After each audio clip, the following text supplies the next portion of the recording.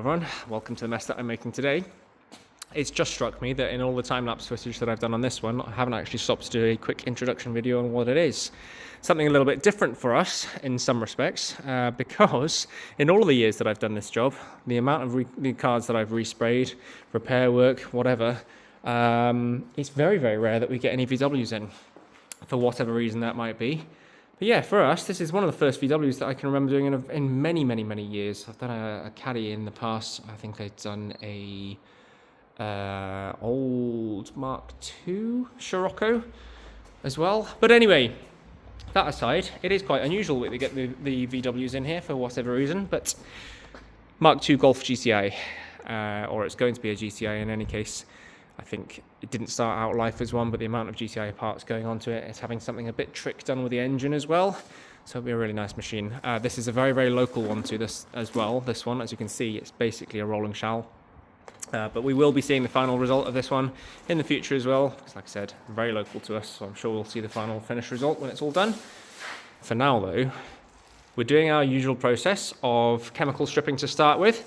Just removes the bulk of it off. You can see that the bonnet and the wings were different to the rest of the car, so they were the blacks come off those really nicely. It's mostly off already.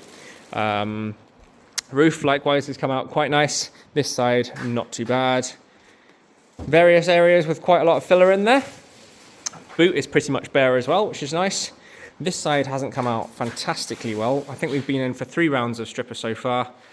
And as you can see, just lots of filler in there, but not huge thick amounts that I've seen. There are a lot of areas with small amounts of filler. Crucially though, so far anyway, I haven't seen any rust. And that's one of the main things on something like this. We'll keep stripping it back to bare metal. I'll be able to see a little bit more what it's doing then when we're at that stage. Obviously it's just a mess at the moment, but we'll get it back to bare, have a look and see what dents we need to address. Most probably on something like this, I'm going to address the dents before the epoxy stage. There's no point in putting it into epoxy just to rip that epoxy back off to do dents. I know there's quite a few in the bonnet. We'll see as the process goes on, but for now, keep stripping this one back to bare metal.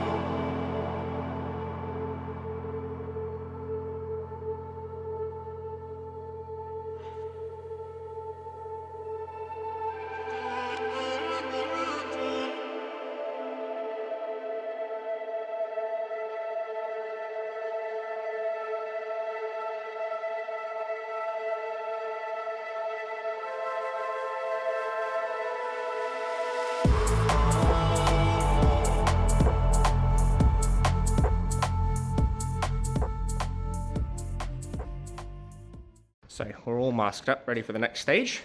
What we've done to this point is, as you've seen in the previous clips, gone in with, I think it was 3 rounds of paint stripper in the end. And then we've done the easiest areas, so the large flat areas like the roof and the sides, a bit on the wings, things like that. The easier areas to get to with the rotary we've done as well, and ground them back. That's an 80 grit on the rotary. It's the correct process for the next stage, keys up the metal for the next stage, which is obviously our epoxy. Not quite at that point yet. But we'll get the sandblaster out now and just go in and get rid of any last remaining bits here. All the intricate areas, bits that we can't quite get to so easily. We'll do all the inside of the boot and stuff as well. We have gone way over the top on this one as well, as per usual. The only reason we've gone back to bare metal on this was because there was micro blistering in the previous paint. It had a lot of layers on there, as you could probably see.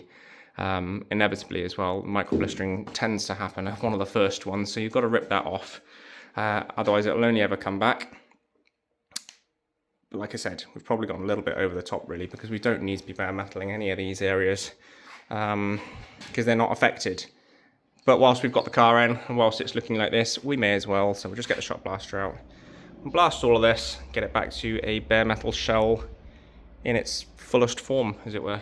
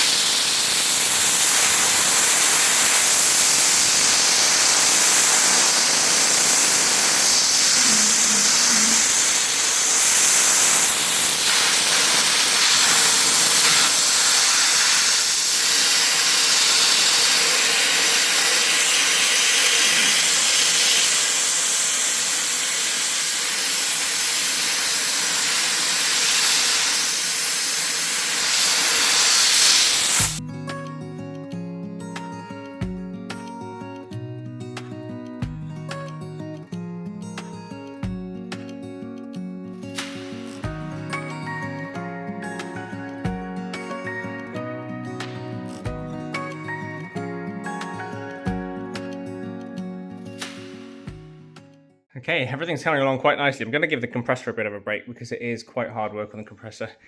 It's another really hot day today. So yeah, compressor's getting a little bit warm, which I think is creating a few issues for me as well. The sand's not coming through quite as nicely as I'd like it to. Yeah, it's a bit of a funny one, this sandblasting. Sometimes it's really, really satisfying. Sometimes it's very frustrating. For the most part, this little sandblaster we've got is pretty good for us nowadays, but yeah, it just seems a little bit slow on this one.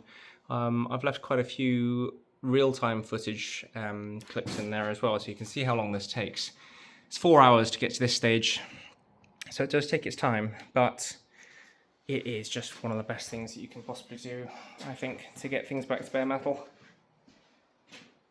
Right then guys, that's where I'm going to leave it for now. Not a particularly satisfying video, like I said, apologies. But we're going to crack on with this one. We'll strip this whole thing back to bare metal, get it into epoxy next. Yeah, we'll keep cracking on. As always, I've got plenty of other videos in the background as well, so keep tuned in for those. There's lots of things coming up on the channel soon. Catch you next week.